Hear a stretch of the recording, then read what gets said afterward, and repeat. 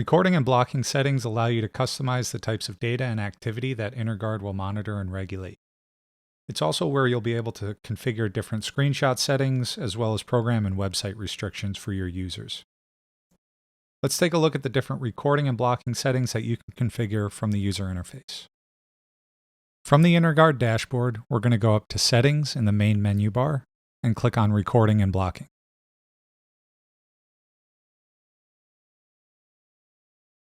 Recording and blocking settings are enforced based on the selected group, which you can see here at the top of the page. By default, if you don't have any groups, everybody will inherit the same rules. You can also clone group settings if two groups share the same recording and blocking settings. If you click on Clone Group Settings, that'll bring up a pop-up window, which will allow you to choose a source group to copy the settings from. Now let's take a look at all of the different settings that we can configure from this panel. Investigation mode is going to allow you to choose whether or not you alert your users that their device is being monitored.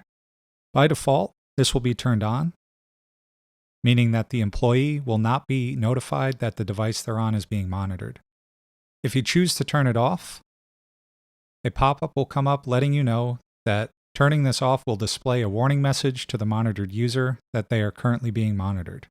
You can customize this message by clicking on Customize right here, filling out your customized policy, and then clicking Update. You can also customize that message from this blue tooltip icon. Below that are a variety of activities that we can choose to monitor on a device. Starting at the top, we have webmail, which would include clients such as Gmail or Outlook web app. You can choose to record the native Microsoft Outlook email application, common IM and chat software such as Skype for Business, Facebook, iMessenger.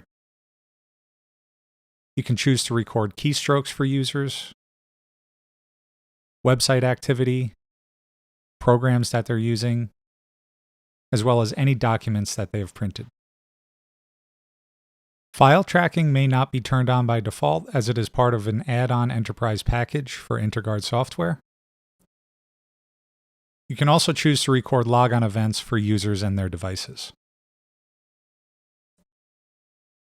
Below the recording settings, we'll see a number of different screenshot variants. To start, we have Smart Camera Screenshots. If you click on the blue tooltip icon to the right of the switch, that will open up another panel.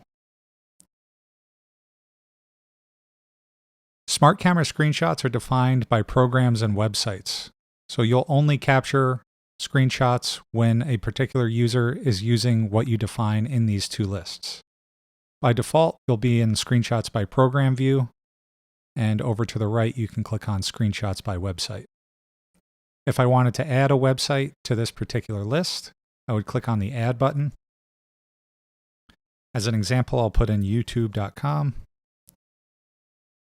Next, you'll select the frequency, that is, how often you want to take the screenshots.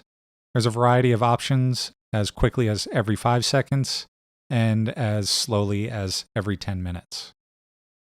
You can also select the duration of how long you'd like to take screenshots for. And again, this can be for as short as 30 seconds, and you can choose to take screenshots for the entire duration that the user is in that website or in that application. Next is continuous screenshots. This will continually take screenshots on the user's device while they're active. You can set the interval of those screenshots to the right of the switch, choosing intervals as low as 5 seconds all the way up to a full hour.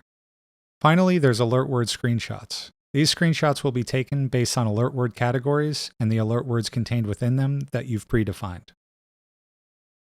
Selecting the blue tooltip icon to the right of the switch will bring up an additional panel where you can choose to add specific alert word categories, and you can also define whether you'd like to take a screenshot when a user either types or views a word contained in one of the categories. You can choose one or both of these settings.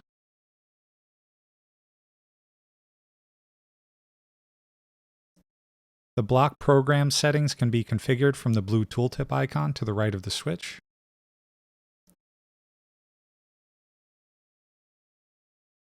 From here, I'll be able to add any programs that I don't want employees to be able to access from their device. There's a couple ways you can add those programs. One is to search for the name. The other is to browse from the pre-populated resource list. You can choose to block these programs on a schedule. If I click up here on the right on scheduled profiles, I can define those schedules. So here I've created a test profile.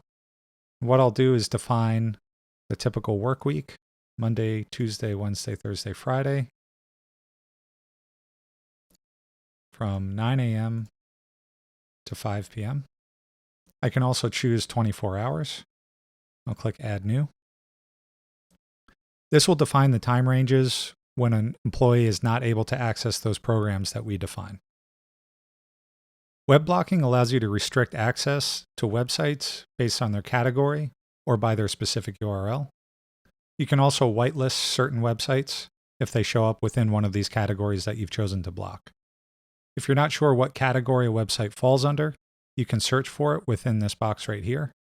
As an example, I've checked Facebook.com, which is categorized as a chat and instant messaging category.